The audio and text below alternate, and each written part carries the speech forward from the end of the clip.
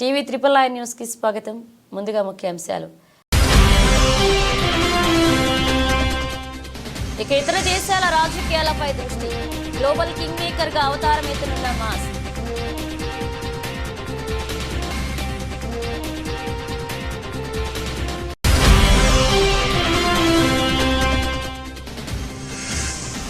అంబేద్కర్ అనడం ఫ్యాషన్ అయిపోయింది. రాజ్యసభలో హోంమంత్రి అమిత్ షా వ్యాఖ్యలు.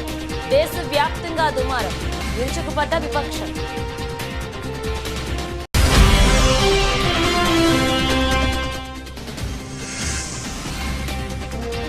జమిలి ఎన్నికల బిల్లుపై సంయుక్త పార్లమెంటరీ కమిటీ.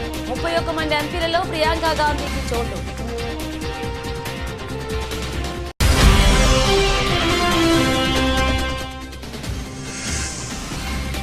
రైతు సమస్యలపై బీఆర్ఎస్ వాయిదా తీర్మానం. రైతులకిచ్చిన ప్రతి హామీని నెరవేర్చాలని డిమాండ్ చేసిన బీఆర్ఎస్ ఎమ్మెల్యేలు.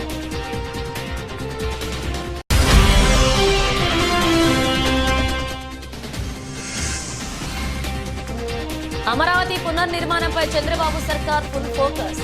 పనులపై కీలక భేటీ.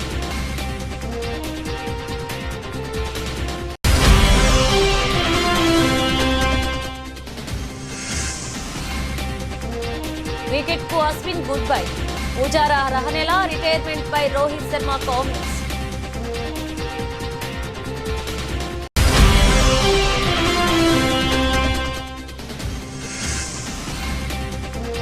తాలిబొట్టుతో ముంబై పార్టీకి వెళ్లిన కీర్తి సురేష్.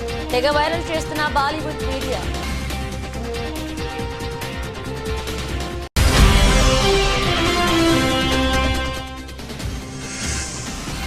భారీ నష్టాల్లో దేశీయ స్టాక్ మార్కెట్ సూచీలు. మార్కెట్లపై ఫేడ్ దెబ్బ. 79,000కు దిగివచ్చిన సెన్సెక్స్. అమెరికా అధ్యక్ష ఎన్నికల్లో రిపబ్లికన్ అభ్యర్థి డొనాల్డ్ ట్రంప్కు వేల కోట్ల రూపాయలను ఖర్చు చేయటమే కాక అతని తరపున స్వయంగా ప్రచారం చేసి గెలుపులో కీలక పాత్ర పోషించిన ప్రపంచ కుబేరుడు టెస్లా అధినేత ఎలన్ మస్క్ ఇప్పుడు ఇతర దేశాల ఎన్నికల్లో సైతం తన ప్రభావాన్ని చూపాలనుకుంటున్నారు. ప్రపంచ రాజకీయాల్లో కింగ్ మేకర్గా మారాలనుకుంటున్నారని రాజకీయ పరిశీలకులు భావిస్తున్నారు. అందులో భాగంగా ఆయన తొలుత యూకేపై దృష్టి సారించారు. మంగళవారం యూకే సంస్కరణల నేత నిగేల్ ఫరాజ్ను కలిశారు. మస్క్ ఆయనను కేవలం ప్రచారం కోసం మాత్రమే కలవలేదని, ఫరాజ్కు రానున్న ఎన్నికల్లో ఆయన $1 మిలియన్ విరాళాన్ని ఇవ్వనున్నారని యూకే టెలిగ్రాఫ్ ఒక వార్తా కథనంలో పేర్కొంది. మస్క్ మన వెనక ఉన్నాడనడంలో ఎలాంటి సందేహం లేదు. విరాళాలకు సంబంధించి ఆయనతో చర్చలు జరుగుతున్నాయని ఫరాజ్ టెలిగ్రాఫ్ తెలిపారు. గ్లోబల్ కింగ్ మేకర్గా మారుదామనుకుంటున్నారని టెలిగ్రాఫ్లో పేర్కొంది.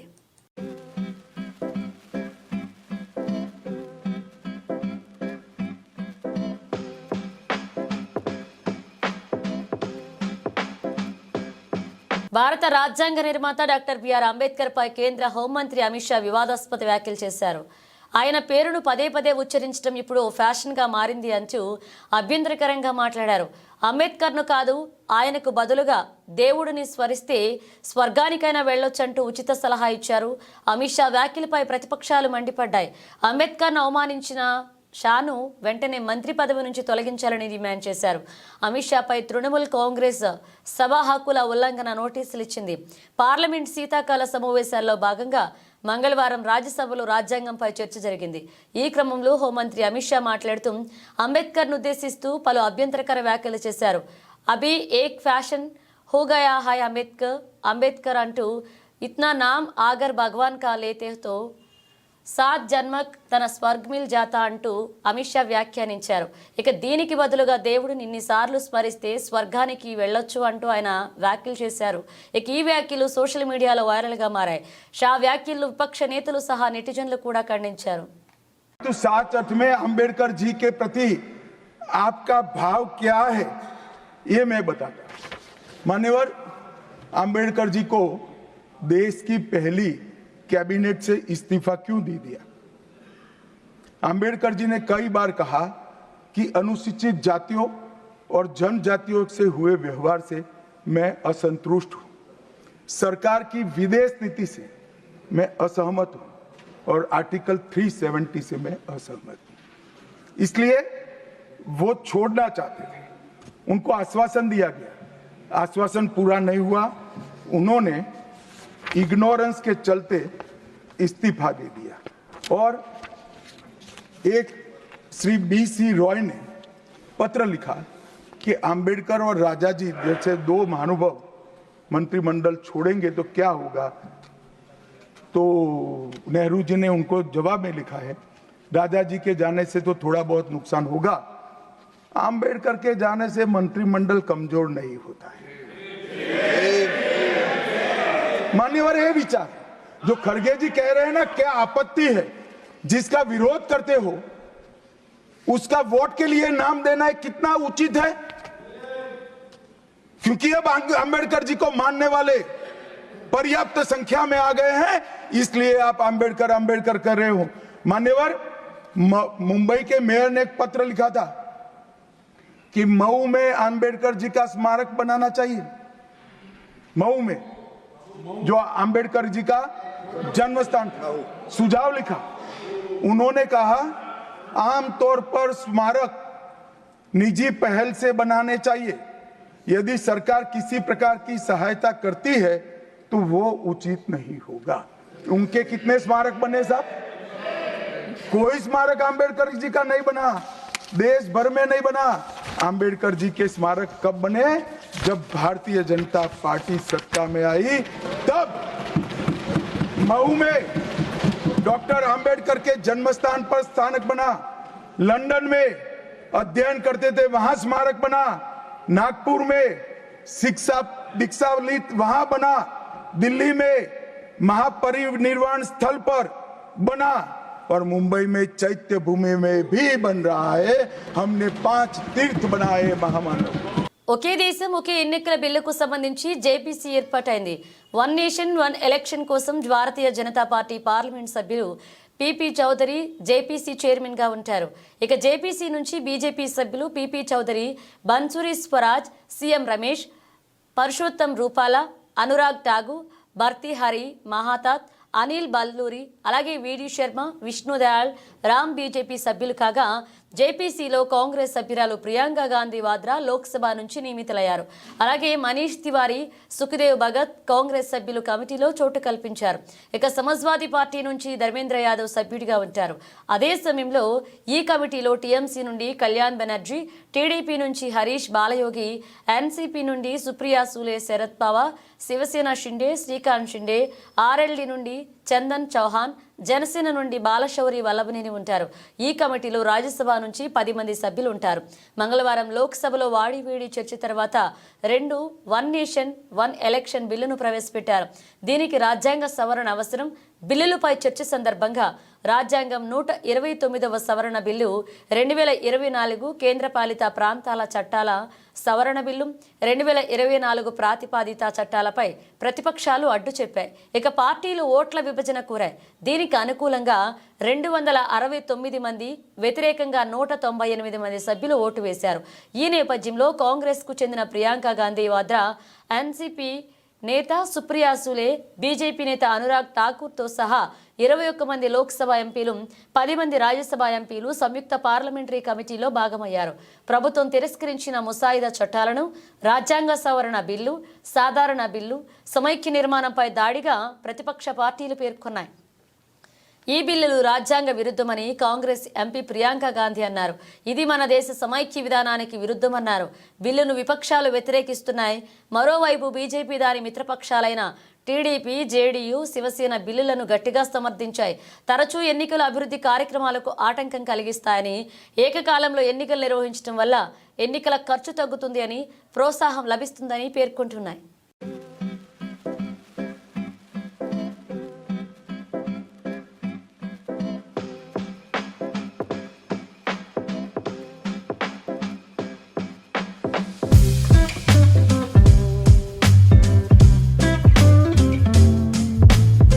అసెంబ్లీ సమావేశాల 5వ రోజుకు చేరుకున్న అసెంబ్లీ వేదికగా ప్రజా సమస్యలపై బీఆర్ఎస్ పార్టీ మొదటి రోజు నుంచి పోరాడుతుంది.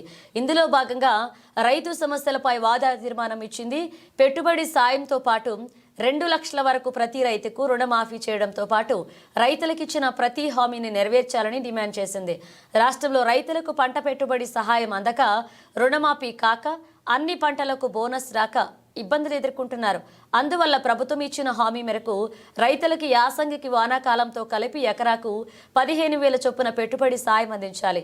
2 లక్షల వరకు అందరూ రైతులకు రుణమాఫీ చేయాలని, అన్ని పంటలకు వెంటనే బోనస్ చెల్లించాలని కోరుతూ దీనిపై అసెంబ్లీలో చర్చించాలని ప్రతిపాదించింది.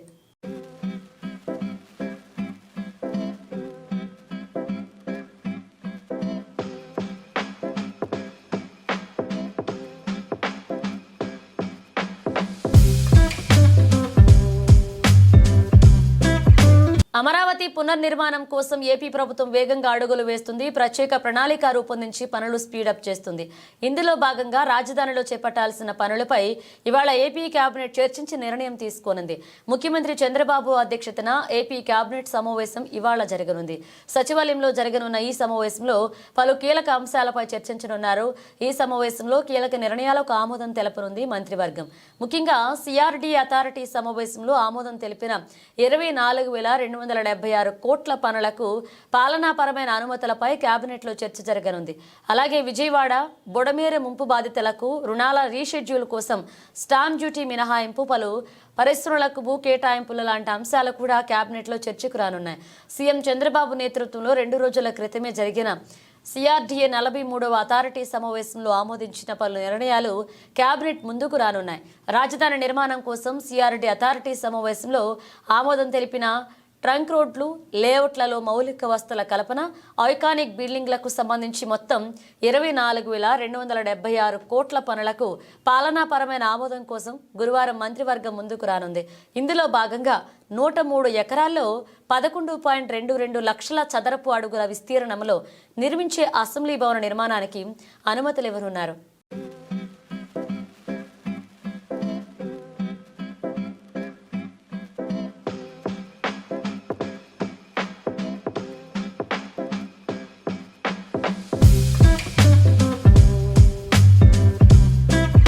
వనపర్తి జిల్లా పెబ్బేరు మున్సిపల్ కేంద్రంలోని 3వ వార్డులో జర్నలిస్టుల కాలనీలో నిన్నటి వరకు ఆహ్లాదకరమైన ప్రకృతి వనాన్ని అందిస్తూ చెట్లతో కళకళలాడుతూ ఉన్న పురపాలక ట్రీ పార్క్ మరియు తెలంగాణ క్రీడా ప్రాంగణం దగ్గర రాత్రికి రాత్రి మొత్తం చెట్లను జేసీబీతో మున్సిపల్ పాలకవర్గం తొలగించిందని కాలనీ వాసులు తెలియజేశారు.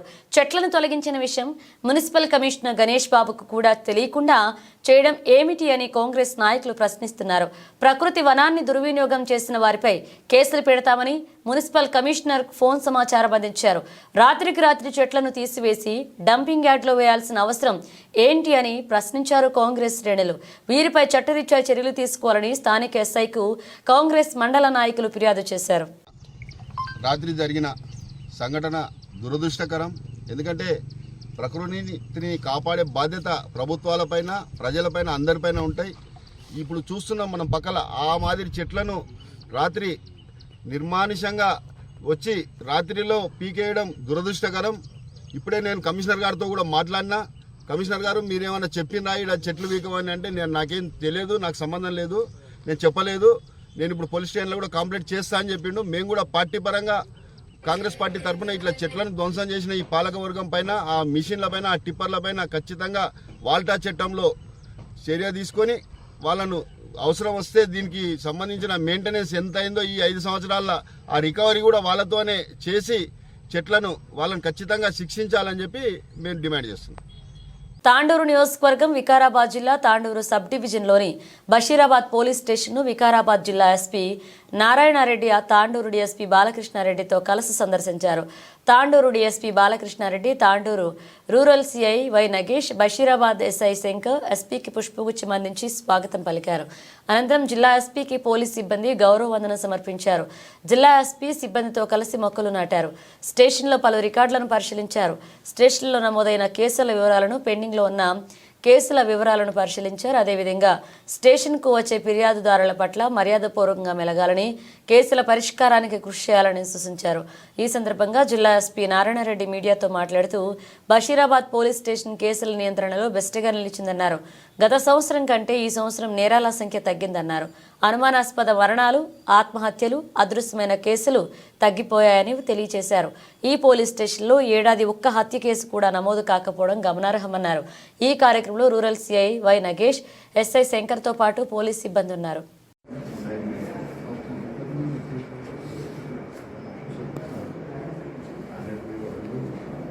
ఫ్యాటల్ రోడ్ యాక్సిడెంట్స్ అండ్ ఇవి కొద్దిగా పెరిగాయి. పెరగడం అంటే in the sense last year మనకు రోడ్ యాక్సిడెంట్స్ లాస్ట్ ఇయర్ ఒక 5 పెరిగాయి, 5 రోడ్ యాక్సిడెంట్స్ పెరిగాయి. ఇవి కూడా non fatal road accidents, fatal road accidents. So ఎక్కడైతే మరణం సంభవించని యాక్సిడెంట్స్ మనకి ఒక 5 రోడ్లు పెరిగాయి లాస్ట్ ఇయర్.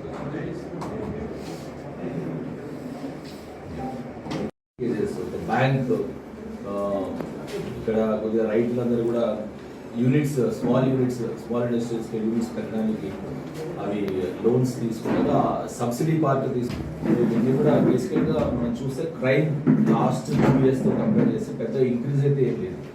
మిగతా మనకు ఫర్ ఎగ్జాంపుల్ లాస్ట్ ఇయర్తో ఈ ఇయర్ చూస్తే మనకు 174 అంటే అనుమానాస్పద మృతులు అండ్ సూసైడ్స్ ఉన్నాయి, అవి తగ్గాయి. లాస్ట్ ఇయర్తో పోతే ఈ ఇయర్ 8 తగ్గాయి. అండ్ సిమిలర్గా మిస్సింగ్ కేసెస్ కూడా తగ్గాయి. లాస్ట్ ఇయర్ 15 ఉన్నాయి, ఈ ఇయర్ 10కి వచ్చింది.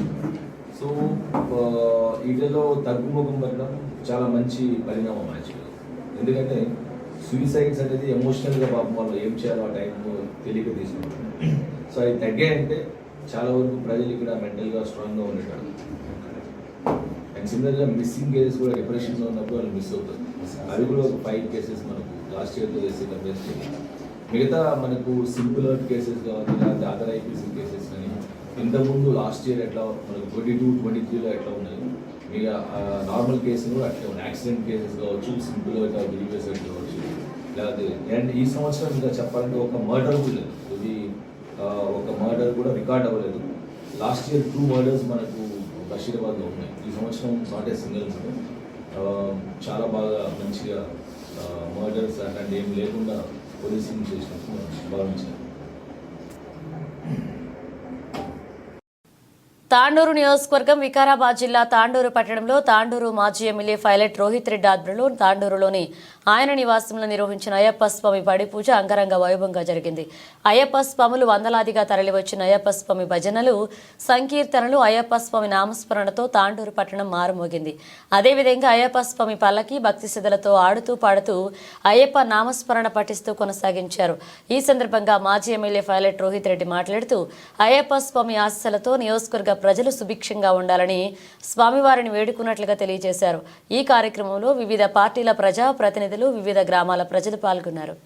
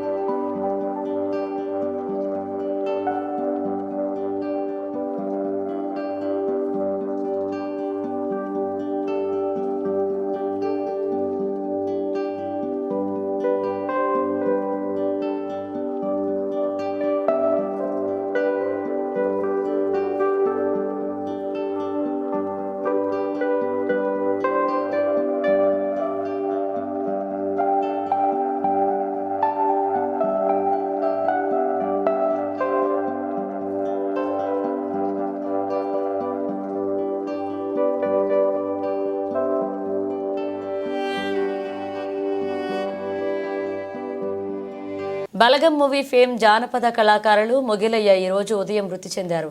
గత కొన్నాళ్లుగా అనారోగ్య సమస్యతో బాధపడుతున్న మొగిలయ్య స్వగ్రామం నరసంపేట నియోజకవర్గం దుగ్గొండి మండలం. ఆయన మృతదేహానికి పూలమాలలు వేసి నివాళులర్పించారు. కుటుంబాన్ని ఓదార్చారు నరసంపేట మాజీ ఎమ్మెల్యే పెద్ది సుదర్శన్ రెడ్డి. ఆయనైతే కిడ్నీలు ఖరాబ్ అయినాక అన్నాడు, ఒక మాట అన్నాడు కదా,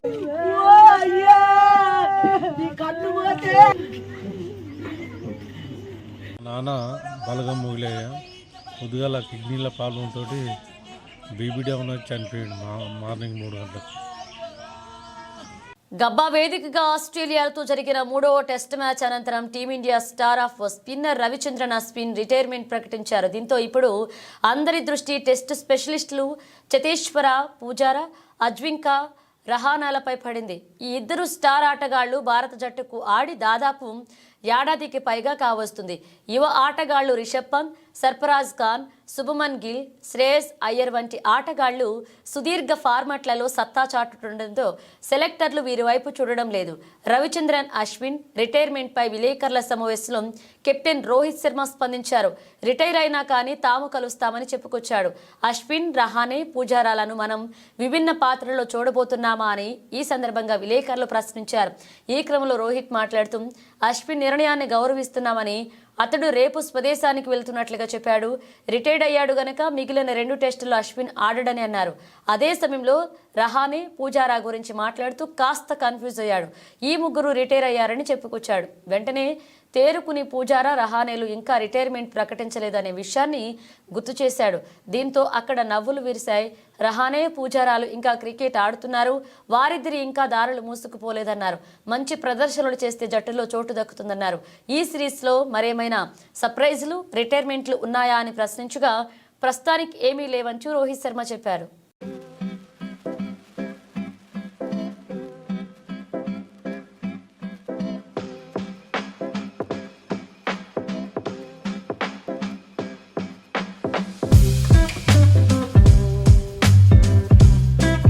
కీర్తి సురేష్ ఇటీవలే తన బాయ్ ఫ్రెండ్ ఆంటోనీని పెళ్లి చేసుకుంది.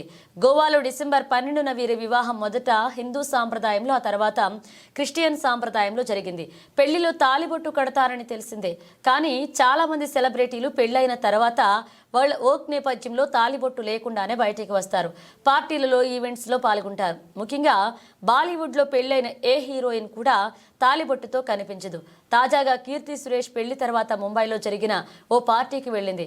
అక్కడికి మోడ్రన్ డ్రెస్సులో వెళ్లడమే కాకుండా మెడలో తాలిబొట్టుతో వెళ్ళింది. దీంతో కీర్తి సురేష్ మోడ్రన్ డ్రెస్లో మంగళసూత్రంతో కనపడిన వీడియోలను బాలీవుడ్ మీడియా తెగ వైరల్ చేస్తుంది.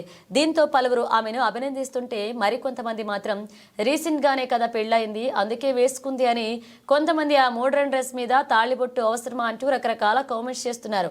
మొత్తానికి కీర్తి తన పెళ్లితో కంటే పెళ్లి తర్వాత పార్టీకి ఇలా తాళిబొట్టుతో కనిపించి బాలీవుడ్లో బాగా వైరల్ అవుతుంది.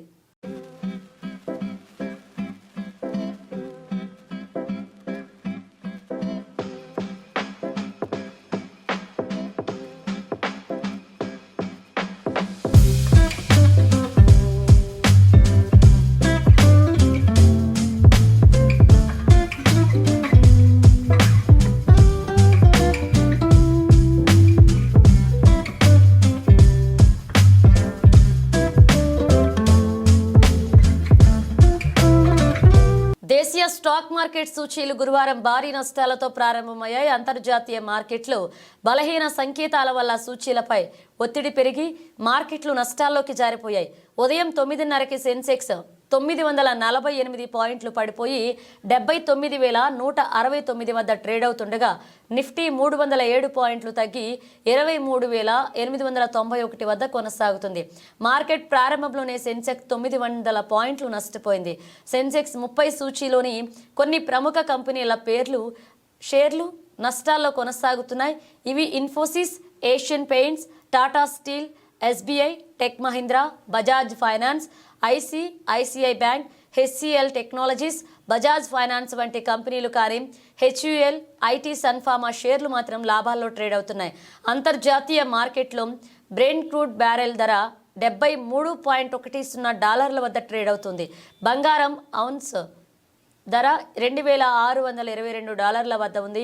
డాలర్తో రూపాయి మారకం విలువ 85.06 వద్ద కొనసాగుతుంది.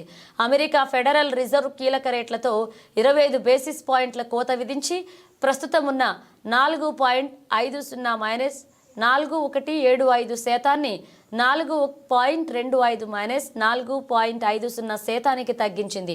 ఇది ఉద్యోగ, ద్రవ్యోల్బణ గణాంకాల్లో వచ్చిన ప్రగతి నేపథ్యంలో జరిగింది. కానీ భవిష్యత్తులో వడ్డీ రేట్లు ఇంకా తగ్గకపోవచ్చు అని ఫెడ్ బలమైన సంకేతాలు ఇచ్చింది.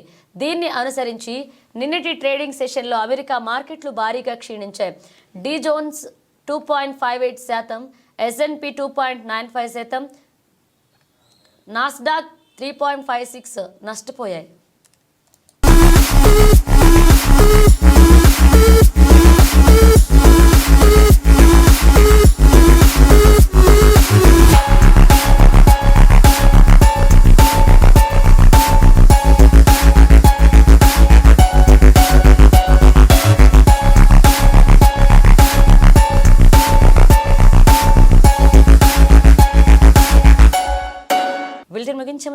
మరోసారి. ఇక ఇతర దేశాల రాజకీయాలపై దృష్టి. గ్లోబల్ కింగ్ మేకర్ గా అవతారమెత్తనున్న మాస్క్.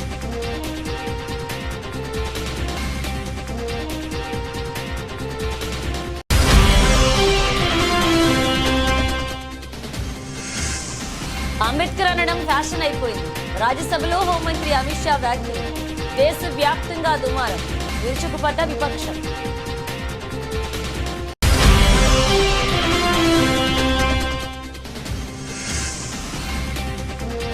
జమిలీ ఎన్నికల బిల్లుపై సంయుక్త పార్లమెంటరీ కమిటీ. 31 మంది ఎంపీలలో ప్రియాంక గాంధీకి చోటు.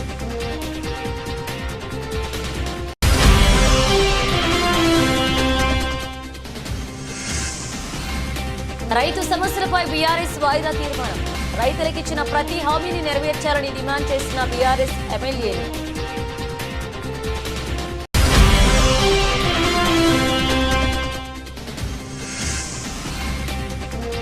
అమరావతి పునర్నిర్మాణంపై చంద్రబాబు సర్కార్ ఫుల్ ఫోకస్. పనులపై కీలక భేటీ.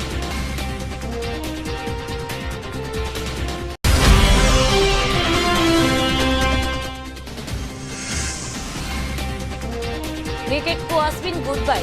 పుజారా రహనెలా రిటైర్మెంట్ పై రోహిత్ శర్మ కామెంట్స్.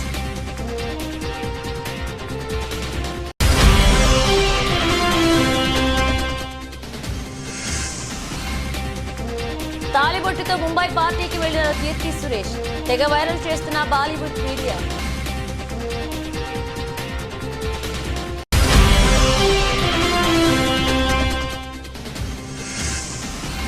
భారీ నష్టాల్లో దేశీయ స్టాక్ మార్కెట్ సూచీలు.